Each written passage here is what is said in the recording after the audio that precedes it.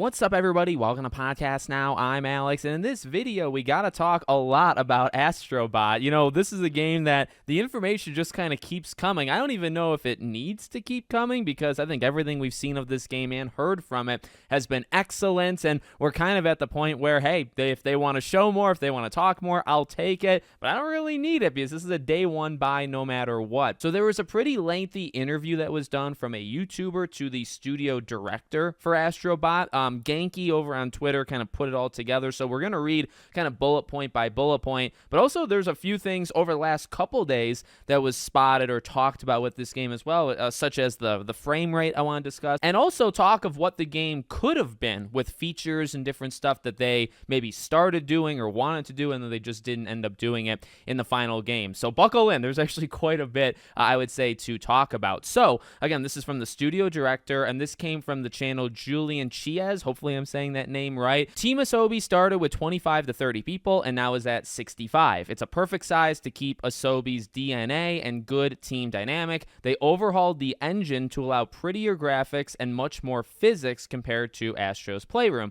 The game's length is 12 to 15 hours. That's a big one. Want to maintain a good tempo and spread out new ideas rather than stretch out a game to make it 20 to 30 hours with some downtime. Didn't want to make levels that were repetitive and focused on quality rather than length. Not open world, so they can focus on the levels and not how to go from A to B. Focused on tight and precise controls. It's not just a game for children, so it'll have some challenging levels. There's 4 difficulty levels, which we kind of knew that one. It's obviously not for VR. If new PS5 hardware is released, they will update Astro to add it in. The 150 PlayStation character bots you rescue will be collected in a central planet and can be viewed like a museum. There's new special bots in Astro's Playroom that can be carried over to Astrobot, and we'll have to wait and see for the full game if there's any third-party bot characters in the game. I think also some side information talking about that, if new features get added, I think there's a team specifically in Team Asobi that's fully just there to recognize and realize the potential of the DualSense. And I saw that in I don't even remember where I saw it, but I love seeing it because this happens every time, right? There's like one studio that takes advantage of the features, whether it's the DualShock or the DualSense or the Vita, right? There'll always be like one, and you say, oh my God, this opens a floodgate for everybody else to even just copy them, and then nobody does it, right? Except for maybe like the touchpad with like the map. That's something that everybody started to do. But I like to see that because you look at Astro's Playroom, which I was fooled into thinking this, right? Astro's Playroom was, at the time, the best use of the controller, and it still is 4 years later, which is kind of insane and kind of bad, I would say, for the rest of the industry. But, for them to have a team, I just wanted to kind of throw that in there. Great stuff. Most of it, I guess we didn't know, like the museum, being able to view everything. That length, and I love that there's several bullet points talking about the length. Isn't that what we always, at least me, look, it doesn't have to always happen, okay? Maybe I shouldn't use that word, all the time. We can have open world games. We can have bigger games, but some games don't benefit from that. Some games can be more constricted and can just be tighter experiences, and this is the perfect game for that. Exactly as they said, you could do 20 to 30 hours.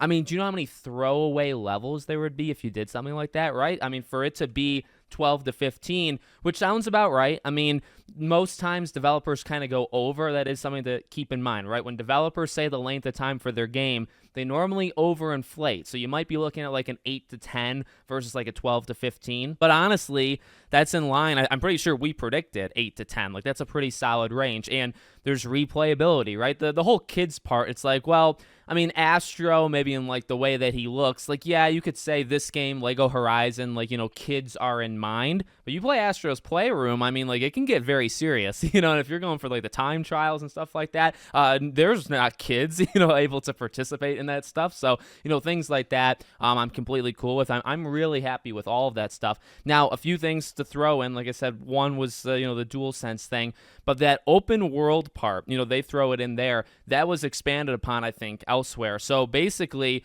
I think 2 different things. Open world and multiplayer were both things that they were kind of considering, and I think open world got farther. I think open world they were experimenting with. Multiplayer was something that they maybe thought of but didn't actually implement. interesting ideas like multiplayer. I don't think multiplayer really fits, to be honest with you. Open world, like, unless you're gonna do, you could do like Crash, right? Like Crash, you think back even to some of the older games like Hub World, like you're in, or Spyro, really some of those early 2000, late 90s games where, you're in this central world and you go around and they take you to the different planets, which honestly is kind of what Astro is anyway. It's got over 80 levels. You imagine there's a place that kind of gets you to each one. So, like, in a way, I mean, I don't really think I would expand it beyond that, right? When I think of open world, if you think of open world, like, I just don't think Astrobot kind of, jumps over there unless you're really gonna split up each kind of zone. And I think they talked about that. Like, it would have been open world, but there would have been like sectors, and I just don't think that would have fit. So I ultimately think they made the right move. Multiplayer, same thing. Also, when they talked about the graphics part, they did say, again, elsewhere, 60 FPS. I think they constantly want. Now, I'm not, like, we've talked about when games have come in at like 30. I can't pretend to like care the most about 30 versus 60. I think it's kind of a game by game case. I think, it is kind of what it is in this console generation with the technology and how developers have handled it. It's cool and it's nice to see a game like say these things and to shoot for 60 and it's going to be 60, the entire time. They talk about how basically there's more power needed, right? They need more power because of that. Definitely cool, but it's why I was kind of towards the end of this video. I don't care too much about it, but I do think in some ways it's definitely important. So there you go. I mean, the game continues to sound great. The game continues to look great. We see like small, they kind of throw it out like piecemeal, like when they do these interviews, and even I think when people were able to play, I think 4 levels back in June, there were a couple snippets like of those levels. So I think they're telling us a lot about this game without showing, like they are showing a little, but they're not showing us as much as they're telling us, right? And I think that's okay. I think this is a game, like I said, they've already shown, like that trailer is kind of a perfect trailer. And all this info is kind of all you need, right? Like how you're going to do X, Y, and Z, and when the game comes out, and frame rates, and how long the game is, and all that stuff. I mean, like, the more you show levels away, this is a game where you give stuff away, right? You'll give characters away, you'll give bosses away, you'll give platforming sections away. You don't necessarily want to do that with a game like this. So I think they're handling it, honestly, really, really well. So let me know what you guys think in the comments. Make sure you're subscribed to the channel, bell icon turned on. I hope to see you all on the next one.